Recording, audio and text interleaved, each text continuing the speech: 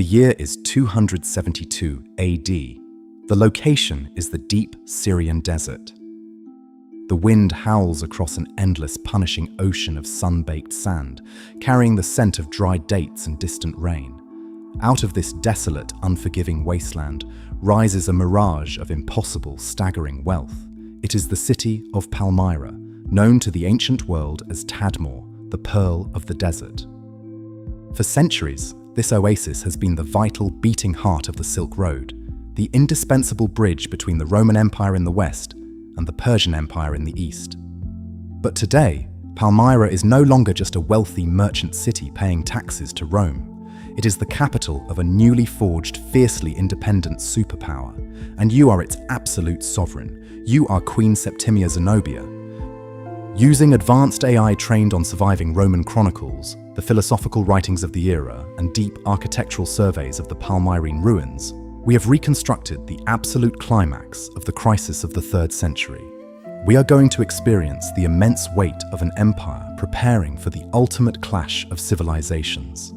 Imagine managing the vast wealth of the global spice trade, debating philosophy with the greatest minds of the age, and riding out to face the unstoppable military machine of Rome. This is 24 hours in the reign of the warrior queen of the East.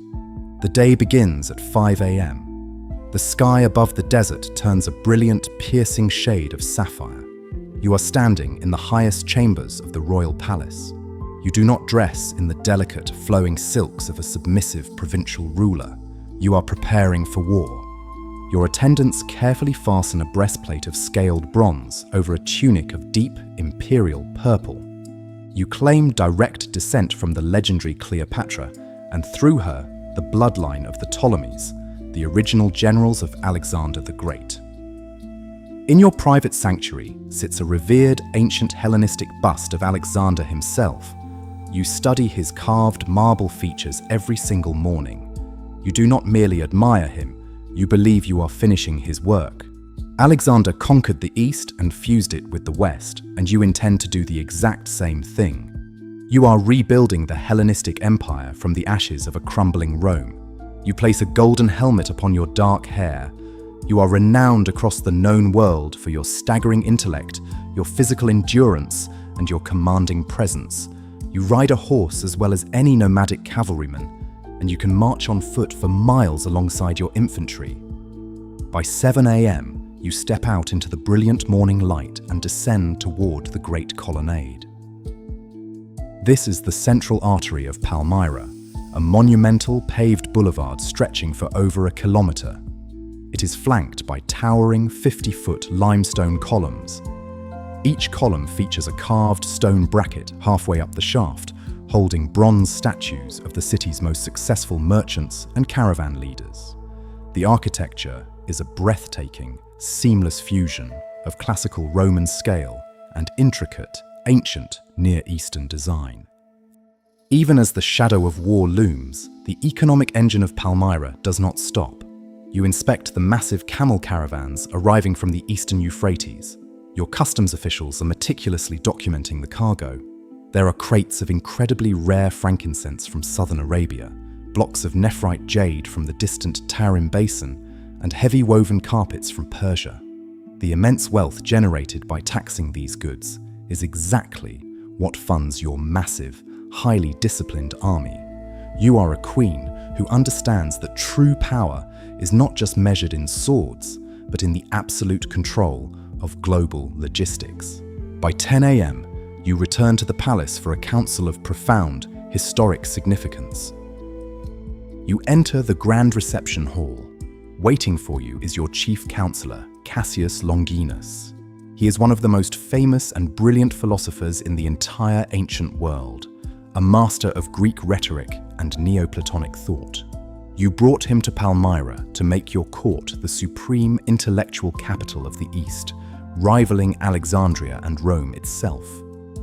You sit with Longinus at a heavy wooden table covered in maps drawn on vellum. The atmosphere is thick with intense, calculating strategy. You speak in fluent Greek, seamlessly switching to Aramaic as your supreme military commander, the brilliant General Zabdas, joins the table. The crisis has arrived. The new Roman Emperor, Aurelian, is marching a massive, battle-hardened army directly across the Anatolian plains toward your borders. Aurelian is a ruthless, brilliant tactician, a man who has dragged Rome back from the brink of total collapse. Longinus advises a diplomatic solution, suggesting you send letters of appeasement to retain your kingdom as a vassal state. But you look at the map, tracing the vast territories you have already taken from Rome, Egypt, the Levant, and Anatolia. You shake your head. You will not bow.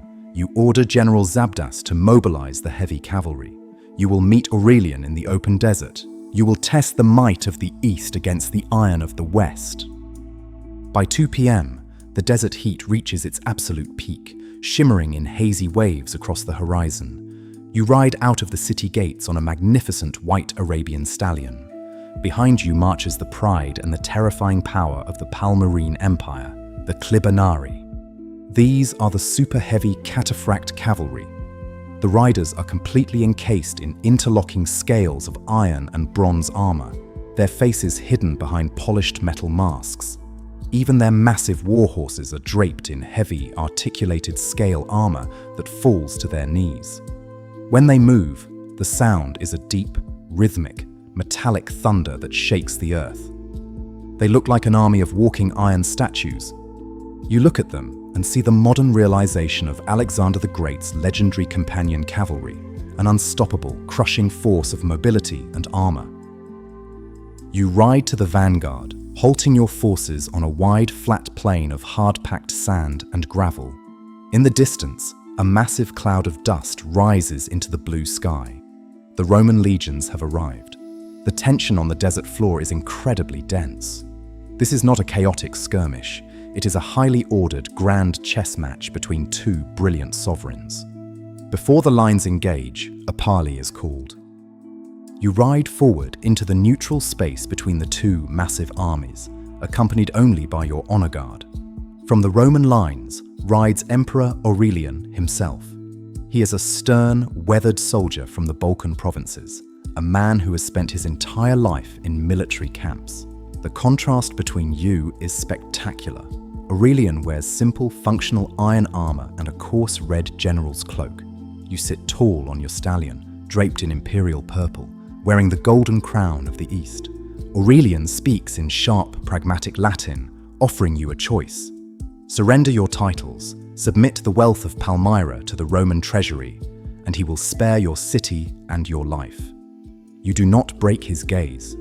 You respond in perfect, eloquent Latin, infused with the sharp intellect you honed with Longinus. You remind Aurelian that it was Palmyra that protected the eastern borders from the Persians when Rome was too weak to defend itself. You declare that you are not a rebel, but an empress in your own right. You invoke the legacy of Cleopatra, stating that an Eastern queen does not surrender her crown to a Western soldier.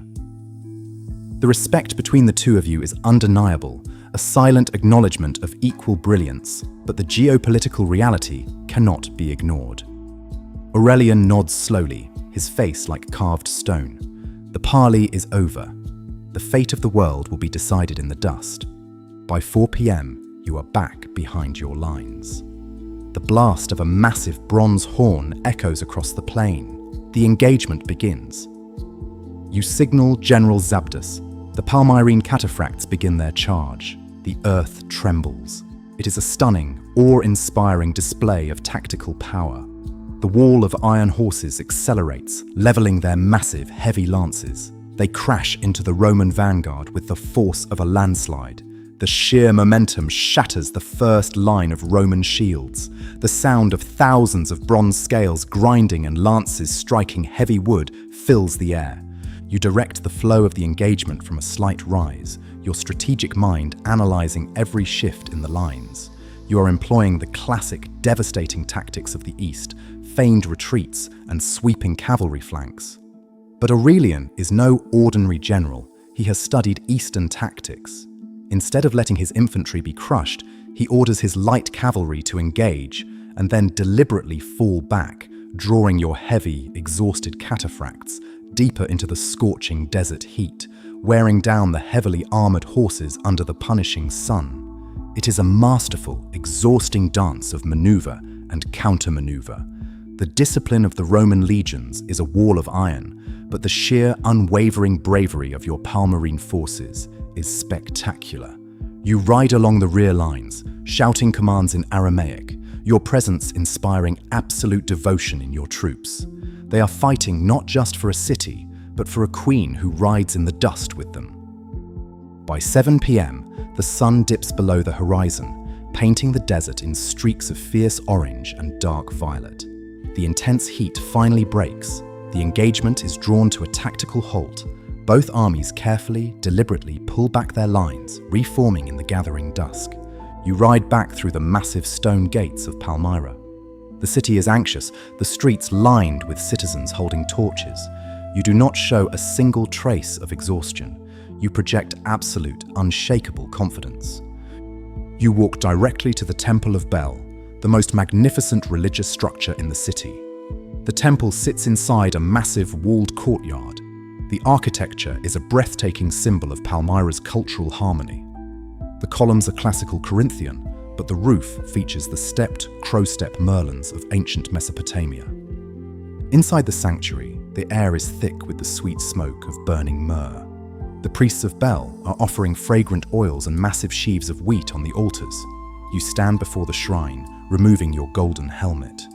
The religious landscape of your empire is incredibly diverse, blending Arab, Aramean, Greek, and Roman gods.